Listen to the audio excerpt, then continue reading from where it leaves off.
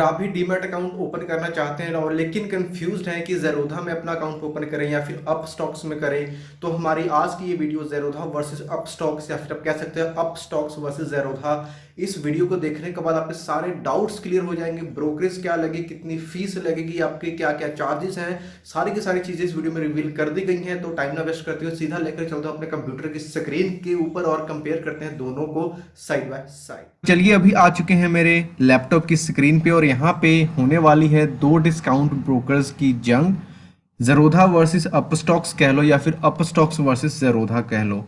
तो यहाँ पे सबसे पहले दोनों की वेबसाइट मेरे सिस्टम पे ऑन है और यहाँ पे जो सबसे हमारा मेन फैक्टर है एनालिसिस का, हम बात करेंगे ब्रोकरेज की, क्योंकि सबसे जो मेन फैक्टर है वो ब्रोकरेज आती है कि अगर हम ट्रेडिंग करते हैं, चाहे भले ही इंट्राडे में करें चाहे डिलीवरी में ले, तो हमको कितनी कॉस्ट पड़ेगी, हमको हमारी कितनी फीस लगेगी।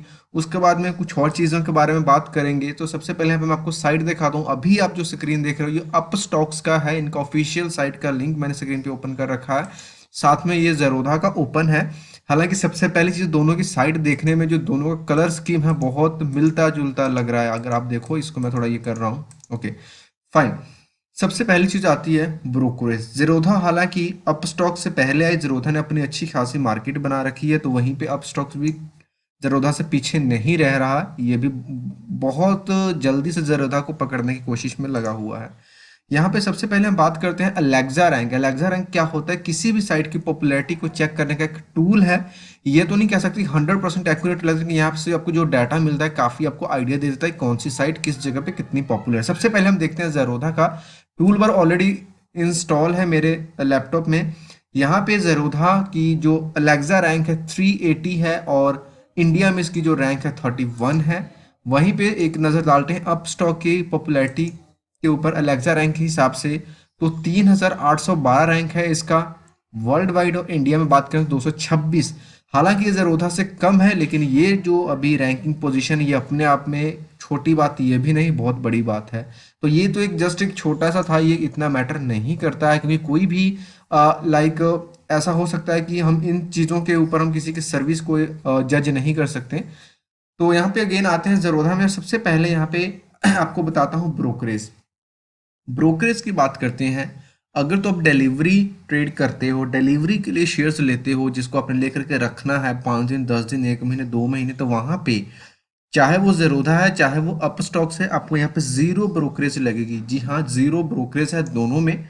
और इंट्राडे की बात करते हैं तो इंट्राडे में ज़ेरोधा आपको 20 रुपीज़ पर एग्जीक्यूटेड ऑर्डर या फिर 0.03% which ever is lower charge करेगा, जो भी इनमें से कम हो। अब स्टॉक्स पे आ जाते हैं।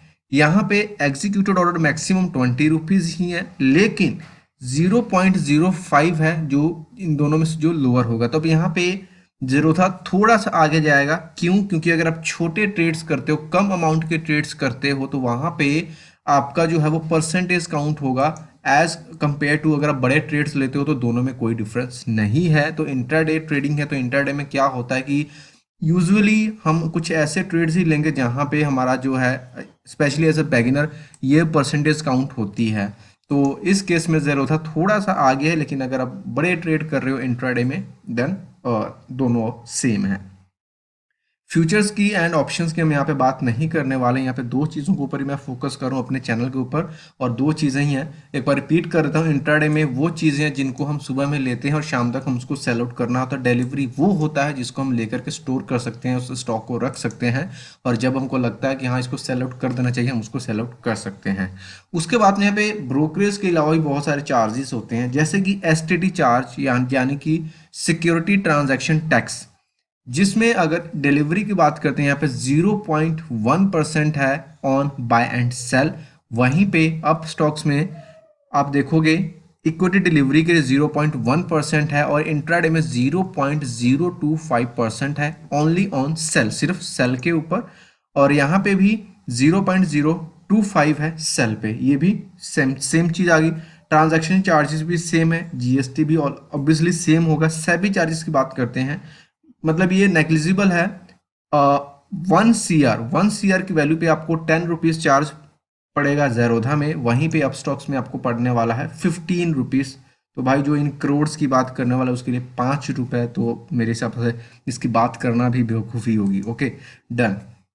अब यहाँ पे स्टैंप चार्जेस हैं, कुछ स्टेट्स में स्टैंप चार्जेस भी लगते हैं, वो स्टेट टू स्टेट डिफर करेगा, तो इस चीज़ को हम एक बार एक्सक्लूड कर देते हैं क्योंकि बहुत सारे स्टेट्स में ये काउंट नहीं हुआ, बहुत सारे स्टेट्स में इसकी जो वैल्यू अलग रहने वाली है। तो अब बात कर लेते हैं कुछ एग्जाम्पल लेकर के कि अगर हम कुछ ट्रेड्स लेते हैं ज़ेरोधा में और ज़्यादा सेम टाइम अप स्टॉक्स में, तो हमको कौन सा ज़्यादा बेनिफिट रहेगा। तो यहाँ पे मैंने सिंपली ब्रोकरेज कैलकुलेटर ओपन कर रखा है ज़ेरोधा का। ये predefined pre added figures हैं ज़ेरोधा में। उसके बाद में यहाँ पे अप स्टॉक्स पे है, यहाँ पे ये प्री फिल्ड नहीं था, मैंने इसको अपने हिसाब से फिल्ड किया जो कि ज़ेरोधा में फिल्ड करा हुआ था। यहाँ पे एग्जाम्पल में क्या है, नेशनल स्टॉक एक्सचेंज के शेयर्स के थ्रू बाय हमने बाय का जो रेट 1000 सेल हमने किया 1100 पे, क्वांटिटी हमने ली 400। इंट्राडे, यहाँ पे सबसे पहले हम बात करते हैं इंट्राडे।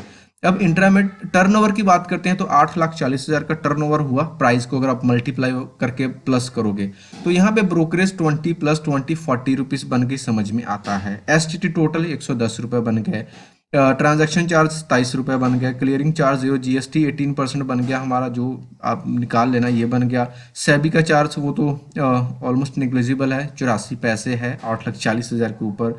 तो टोटल यहाँ पे टैक्सेस जो हमारे लग रहे हैं 190 रुपीज़। Okay, done. अब यहाँ पे डिलीवरी में अगर बात कर लेते हैं, देखिए डिलीवरी यहाँ पे थोड़ा सा ध्यान देना, दोनों ब्रोकर्स डिलीवरी के लिए इनकी कोई ब्रोकरेज नहीं है, इंट्राडे में इनकी ब्रोकरेज है। ब्रोकरेज जीरो होने के बावजूद भी जो टोटल टैक्सेस एंड चार्जेस हैं सेम अमाउंट के ऊपर यहाँ पे 873 रुपये है और यहाँ पे सिर्फ 190 है। तो इस चीज़ का आपको ध्यान में रखूंगा, जो डिलीवरी शेयर्स होते हैं उन पे थोड़े से जो दूसरे चार्जेस हैं वो थोड़े से बढ़ जाते हैं, जिसकी वजह से डिलीवरी का ये मत सोचना कि हाँ ब्रोकरेज कम है तो डिलीवरी में ले लेंगे। भाई ब्रोकरेज कम है लेकिन चार्जेस है ना वो इंट्राडे से भी ज़्यादा पड़ेगी। ऑब्वियसली बात है, इंट्राडे में बंदा पता नहीं कितनी ट्रेड्स लेता है, डिलीवरी में तो मतलब 1-2 बार ले आए ले करके रख लेंगे, उसमें भी उनको तो कुछ ना कुछ जनरेट करना ही है ना, इस वजह से थोड़ा सा ज़्यादा रहता है, कोई इतना फ़र्क नहीं पड़ने वाला। वो भी कोई ज़्यादा बड़ी अमाउंट बनेगी नहीं, अभी हम एग्जाम्पल में देखेंगे। तो यहाँ पे हम ज़ेरोधा के एग्जाम्पल में देख रहे हैं, सब काट छांट करके हमने मान के चलो 100 रुपये प्रॉफिट में हमने सेल कर दिया था, तो यहाँ पे हमारा जो फीस कटा वो 190 रुपये कटा और जो हमारा नेट प्रॉफिट यहाँ पे बना था 39,809 रुपीज़। सेम चीज़ पे हमने यहाँ पे क्या करा था, डिलीवरी में किया। ओके, तो यहाँ पे जो हमारी फीस थोड़ी सी ज़्यादा ही कटी। अब बात कर लेते हैं, आ जाते हैं वापस से अब अप स्टॉक्स में। यहाँ पे मैंने क्या करा, यहाँ पे बॉम्बे स्टॉक एक्सचेंज का मैंने ले रखा है, ठीक है, कोई इससे कोई ज़्यादा मैटर नहीं करेगा। क्वांटिटी यहाँ पे मैंने 400 ले रखी है, एक मिनट यार इसको कर। तो यहाँ पे भी जो हमारी अमाउंट बन रही है बड़ी अमाउंट बन रही है यार, दोनों को कंपेयर करने के बाद पूरा मैं काउंट नहीं करवाऊंगा आपको क्योंकि ऑटोमेटिकली कैलकुलेशन ये गलत नहीं होता है। तो यहाँ पे फाइनल में जो हमारे टैक्सेस मिल रहे हैं इंट्राडे के लिए 190 रुपये 67 पैसा, वहीं पे ज़ेरोधा में 190 रुपीज़ एंड 25 पैसा, ऑलमोस्ट सेम है दोनों का। एंड उसके बाद में यहाँ पे डिलीवरी में करते हैं, डिलीवरी में यहाँ पे 873 रुपीज़ बन रहा है, जहाँ वहीं पे आपका ज़ेरोधा में ये बन रहा था 873 रुपये 05 और यहाँ पे बना है आपका 47।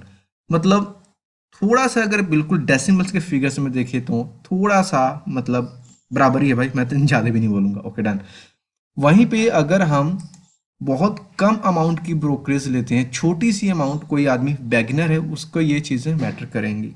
अब बात कर लेते हैं कि important factor account opening charges की। और हाँ, अगर आप दोनों में से बेस्ट जानना चाहते हो कमेंट करके पूछ सकते हो, हालांकि दोनों बेटर है, लेकिन मैं अपने हिसाब से जो भी मेरे को लगेगा, ज़ेरोधा को मैं पर्सनली यूज़ करता हूँ, अकाउंट है मेरा, तो जो भी टाइम के हिसाब से रहेगा उसको मैं डिस्क्रिप्शन में अपडेट करते रहूँगा। आप डिस्क्रिप्शन चेक कर लेना, अगर आपको अकाउंट क्रिएट करना होगा तो आप वहाँ से जो रेकमेंडेड होगा वहाँ से कर सकते हो। तो यहाँ पे अब अकाउंट ओपनिंग की बात करते हो। ज़ेरोधा में अगर आप ऑनलाइन अकाउंट ओपन करते हो और आपको सिर्फ trades equity future and option currency में करना तो आपकी फीस है 200। अगर आप साथ में कमोडिटी का लेते हो तो आपको पड़ेगा 300।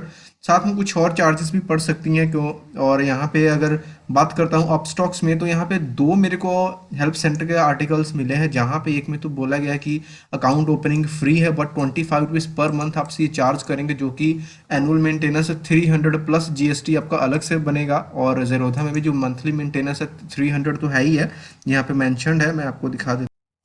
तो ये रहा। लेकिन कुल मिलाकर के मैं आपको बताता हूँ, अब मान करके चलो कि अकाउंट ओपनिंग का जो मेंटेनेंस का है ऑलमोस्ट कुछ देखिए यहाँ पे मेन मैटर ये नहीं करेगा अकाउंट ओपनिंग चार्जेस का, क्योंकि ये तो आपका जस्ट वन टाइम फीस है या मेंटेनेंस है, लेकिन जो आपकी सर्विसेज वो बहुत मैटर करेंगी। कैसे आपको चार्टिंग मिलता है, क्या आपको डैशबोर्ड में क्या मिलता है। हालांकि ज़रूरत में भी को बहुत ऐप्स मिल जाती हैं, कई सारे प्लेटफॉर्म्स मिल जाते हैं, वहाँ से आप ट्रेड कर सकते हो, सिस्टम पे कर सकते हो, मोबाइल फोन पे कर सकते हो। अपस्टॉक्स भी आपको प्लेटफॉर्म प्रोवाइड करता है जो आपको कर सकते हो। लास्ट में यही बोलूँगा, वीडियो अच्छी लगी तो लाइक करें, कमेंट करें, चैनल को सब्सक्राइब करें। थैंक्स फॉर वॉचिंग वीडियो, मिलते हैं तब तक के लिए, बाय बाय।